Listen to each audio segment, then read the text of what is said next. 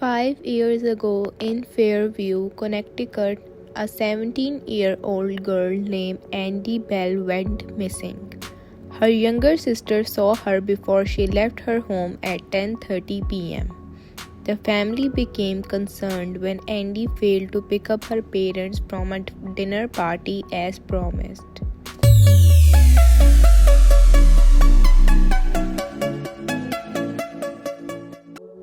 As part of the missing persons investigation, police asked Andy's boyfriend Sal Singh where he had been on the night of her disappearance. He told them he had been hanging out with friends at the home of another friend, Max Hastings. Saul walked home, arriving at 12:50 a.m. Although his friends initially confirmed Saul's alibi, they later told police he had asked them to lie because he actually left his friends around 10:30, the same time Andy was last seen. Police were unable to question Saul again because he committed suicide by swallowing a large amount of pills and then suffocating himself with a plastic bag. Because Andy's blood was found under his fingernails, her phone was found on his person, and because of other circumstantial evidence, it was assumed that Sal killed Andy, even though her body was never found. Although it was never proved that he murdered his girlfriend, the town believes it to be true. The Singh family has been ostracized ever since. Pippa Fitzmoby is a high school senior living in Fairview. For a required school project, she proposes researching the disappearance of Andy Bell. She also wants to examine the role the media played in unofficially convicting Saul Singh of being responsible for Andy's disappearance, thus ruining his reputation and leading to his suicide. Although Pip doesn't tell her teacher this, her real purpose is to prove Saul Singh's innocence. Pip's teacher grants her permission as long as no ethical lines are crossed. She also forbids Pip from contacting either the Bell or Singh families. Ignoring her teacher, Pip goes to the Singh house to talk to Ravi, Saul's younger brother.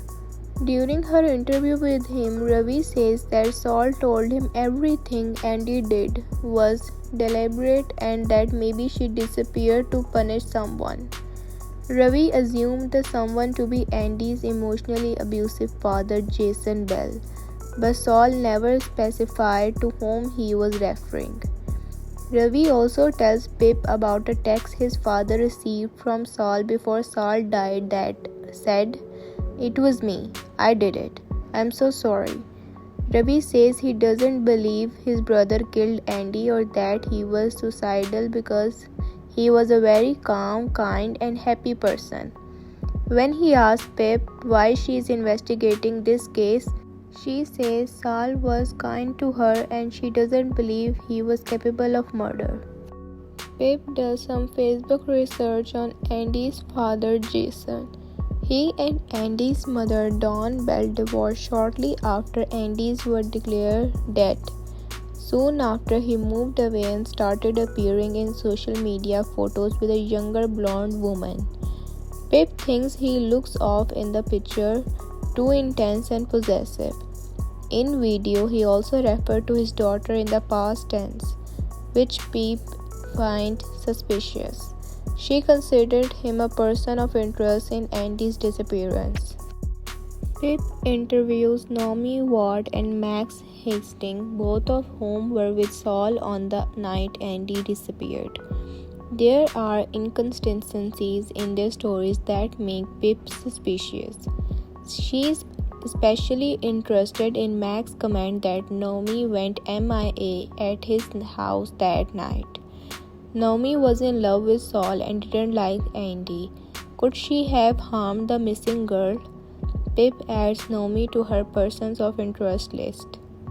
Ravi visits Pip at her home. He says he wants to partner with her and help with her investigation into Andy's disappearance.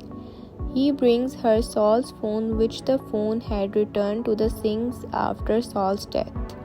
They noticed that Saul called Andy over 100 times on the night she vanished, which they think indicates he didn't know she was gone and therefore could not have killed her. The police believe the opposite, that Saul's calls were made deliberately to make himself seem innocent. Pip also noticed that Saul's text show he already texted in lowercase letter with no punctuations. His confession text contained proper capitalization and punctuations, indicating someone else may have written in. Pip interviews Andy's two best friends from high school, Emma Hutton and Chloe Birch. Emma recalls that although Andy was beautiful and popular, she could be cruel. She was especially unkind to her younger sister Becca. In fact, Andy was supposed to stay home the night she disappeared because Becca had been self-harming. Her parents had to go out, so they asked Andy to keep an eye on her at home. Chloe tells Pip that Andy enjoyed keeping secrets because it made her feel powerful, like where she got all the money she always had. Chloe also hesitates when Pip asks her if Saul and Andy were exclusive. Was Andy secretly seeing someone besides Saul? Chloe is not very forthcoming in her interview, so Pip decides to catfish her by texting her pretending to be Emma. During the conversation, she finds out that Andy knew her father was having an affair with the blonde woman, and he knew she knew, and that Andy told her friends she was seeing an older guy, but never told them his name. He could have been a source of her money as well as her killer. Jason Bell was known to be having an affair. Could he have been Andy's older lover? While camping in the woods with friends, an unknown intruder leaves a note for Pip that tells her to stop digging into Andy's Bell case. Pip suspects Naomi Ward of writing it and sets up an alert on the family printer so that Pip can see any documents printed on it. In an interview with Emma Hutton, one of Andy's best friends, she tells Pip that Andy hated Elliot Ward, a high school teacher and the father of Naomi. Could he be her secret older man? Elliot explains to Pip that Andy was mad at him because he caught her bullying another girl, Natalie da Silva, and reported it to her father. Naomi tells Pip that Natalie was traumatized by the bullying. While in college, she was arrested for assault. She also left a note with a death threat in Andy's locker. Further, Pip discovered that Natalie's older brother is a Fairview police officer, one that did not treat Ravi well when he asked questions about holes in the Saul Singh's investigation. Andy Bell ruined Natalie's life with her bullying. She had a motive to kill Andy, and her brother could have helped her cover it up. Daniel da Silva could also have been Andy's secret older lover. Pip acquires a transcript of an interview the Fairview police did with Saul on the day after Andy disappeared. He is evasive in his answers. Saul says he and Andy had argued the day she vanished, but he refuses to say why. While interviewing Jess Walker, a friend of Becca Bell, Pip learns that Jason Bell bullied his wife and daughters. Jess also says that Jason left his home the night Andy died for a brief period. Further, she says that Max Hastings was Andy's Bell boyfriend, even though he said he barely knew her. Max Hastings goes on Pip's person of interest list. When Pip confronts Max, he confesses that he was buying drugs from Andy, which explains why she always had so much cash on her. Pip also spies a nude photo of Andy in Max's bedrooms, which he says he found at the high school. Pip later learns Andy's supplier is named Howie Bowers. When Pip confronts Howie, she finds out that Andy had a secret cell phone for her drug dealing. Since the police didn't have it, it must still be hidden in Andy's bedroom. Also, Howie doesn't have an alibi for the night Andy disappeared. Pip receives a threatening text from an unknown number warning her to back off. Pip and Ravi sneak into Andy's bedroom looking for her secret phone. They don't find it, but they do find her planner with notes written in codes. Inside, they find a reference to the Ivy House Inn. Its website has pictures that show a bathroom Pip recognizes from the nude photo of Andy. She was there at some point, presumably with her secret older lover. Pip and Ravi go to Ivy House and they show the elderly owner a picture of Andy Bell. The woman say Andy has been there recently. The owner's son tells them the old lady has Alzheimer's and her memory can't be relied on. When Pip and Ravi return from their trip, they see Howie and Max Hastings talking, indicating that the two know each other when they said they didn't. Could they have been worked together to kill Andy? After learning about calamity parties that were happening at the homes of high schoolers during Andy's time, Pip learns that the number of girls who attended had their drinks spiked with roofies. Max Hastings organized the parties and is presumably the one who used the roofies. When one victim tried to report what was happening, her concerns were dismissed by a young Fairview police officer, Daniel Da Silva. Pip gets onto Max's secret Facebook account and finds photos he posted from the night Andy disappeared. The pictures are time-stamped. One of them shows all the people known to have been at his house the night Andy vanished. So who took the shot? Pip assumes it was Saul, meaning the time-stamped photo gives him a much-needed alibi. Pip and Ravi reenact the crime using this new information, proving that Saul did not have time to commit the murder. Pip visits Naomi and Max, who are dating. They admit that they lied about Saul, asking them to lie about the time he left Max's house on the night Andy went missing.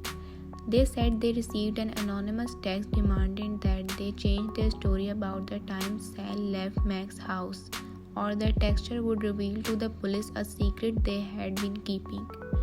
Naomi, Max, and some other friends had drunk too much at a party.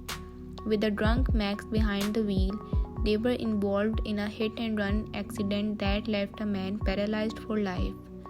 They all swore each other to secrecy about what happened. Pip agrees not to take the time-stamped photos to the police because she has another way to prove Saul's innocence. When Pip returns home, she finds a note in her bedroom. "You need to stop this, Pippa." She finds another threatening letter the next day in her locker at school.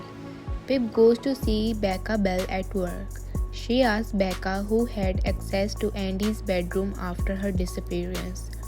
Who could have removed her secret cell phone? Becca said Daniel Da Silva was the first to access the room. Pip's dog Barney goes missing while she's walking him. She gets a text from an unknown number. "Want to see your dog again?" She gets another one the following day, instructing her to take her computer and all of her notes on her project to the tennis club parking lot and leave them in a designated spot. If she does, she gets Barney back. When she's in the lot, another text arrives, telling her to destroy everything and ask no more questions. She destroys her laptop and returns home. Later, her father tells her that someone found Barney's body in the river. He is dead. Devastated, Pip lets the project go to protect the people she loves. Ravi convinces her to continue just on the sly. Naomi calls Pip using a new phone number because her phone isn't working. Pip recognizes the number from Andy's planner. Naomi says she's using a SIM card she found in her father's desk drawer. Pip also discovers that someone has been using the Ward's printer to create the threatening notes Pip has been receiving. Pip suspects that Elliot Ward hasn't really been tutoring students 3 times a week like he says he is. She suspects he is keeping Andy's alive somewhere and visiting her when he says he is tutoring. Pip fakes an ankle injury to get a ride home from school with the Wards. She leaves her cell phone armed with a phone finding app in Elliot's vehicle. Pip and Ravi watch to see which address Elliot visits and discover it's that of a home that the Wards used to own and Elliot had supposedly said. Pip calls the police and then goes to the address. Mr. Ward is there. He confesses to sleeping with Andy even though he was married. She was underage and she was his student. Andy threatened to expose the relationship and ruin him. On the night she disappeared, Andy went to the Ward's house and confronted Elliot, who pushed her, then she vanished.